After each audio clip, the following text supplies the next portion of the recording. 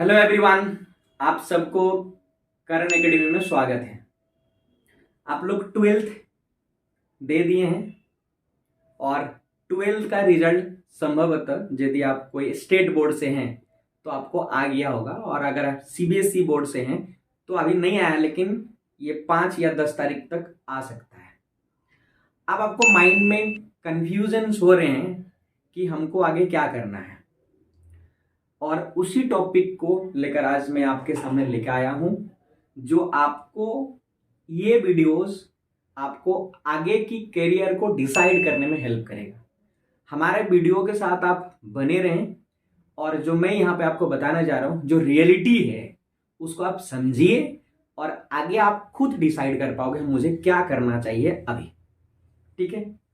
और ये सिंपल, यदि आप ट्वेल्थ के बाद ना आप इंजीनियरिंग में जा रहे हैं, और या तो आप मेडिकल में जा रहे हैं, या किसी और डिप्लोमा करना चाह रहे हैं, उन सारे लाइनों को छोड़कर यदि आप हैं तो वीडियो में बने रहें।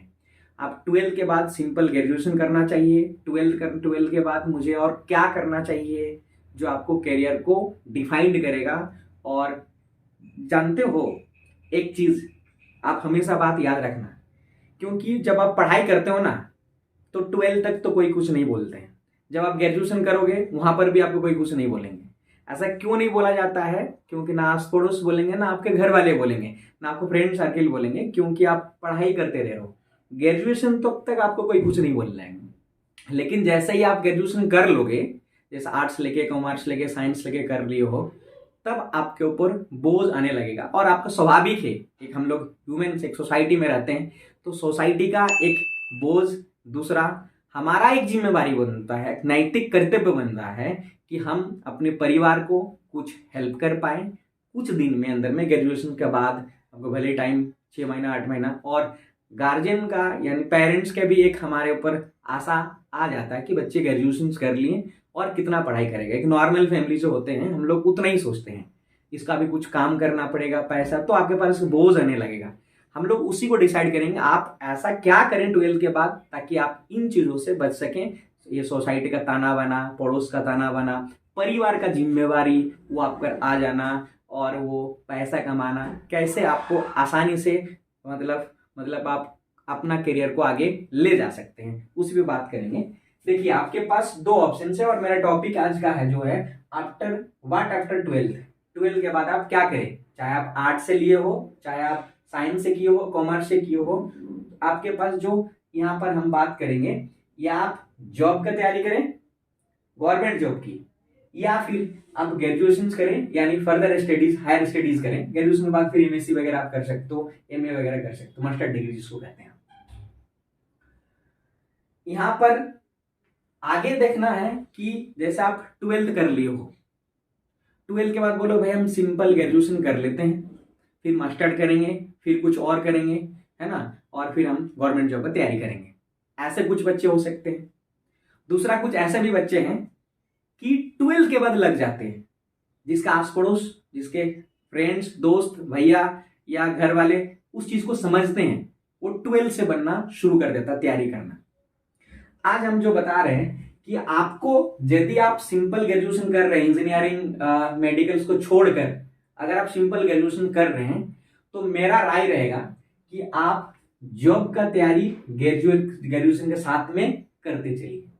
ऐसा इसीलिए करना कह रहे हैं क्योंकि आप चाहे ग्रेजुएशन करो, चाहे आप ट्वेल्थ करो, क्योंकि वो आपको पढ़ना पड़ेगा। कुछ चीज है जो एक अलग लाइन है, जो आपके कंपटीशन, और इस कंपटीशन में जैसे आपको क्या पूछा जाता है, मैथ्स पूछते हैं, ठीक है, और इसको हम लोग बोलते हैं general maths. Up to class 10 तक पूछे जाते हैं, जैसे प्रॉफिट एंड लॉस, एसआई, जैसे आपके पास हमारा रेशियो, प्रोपोर्शन वगैरह वगैरह। तो एक मैथ्स पूछता है ना। एक दूसरा पूछता है कि आपको जीएस, है ना, जीएस का मतलब होता है जनरल साइंस, साइंस से पूछता है, अप टू 10 तक ही पूछता है। इसके बाद जीके जीएस भी आप कह सकते हो, जीके, है ना, इसमें स्टैटिक जीके और हिस्ट्री, ज्योग्राफी, ये सारे आपका आ जाते हैं, ये करना पड़ेगा, ठीक है।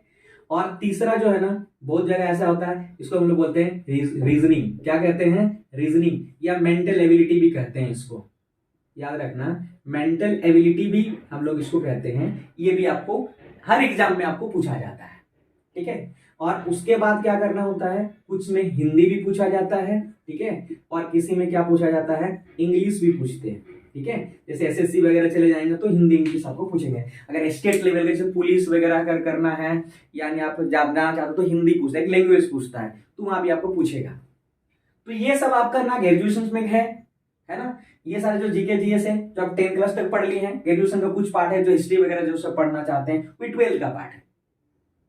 तो मेरा जो राय रहेगा, आप ग्रेजुएशन के बाद अगर आप गवर्नमेंट नौकरी की तैयारी करना जा रहे हो तो आपके पास क्या करना पड़ेगा, ये पढ़ना पड़ेंगे, और इसके 7 महीना 8 महीना एक रेगुलरिटी है आपको वो करना पड़ेगा। उसका प्रैक्टिस, बहुत प्रैक्टिस करना पड़ेगा, क्योंकि सरकारी नौकरी उतना आसान नहीं है।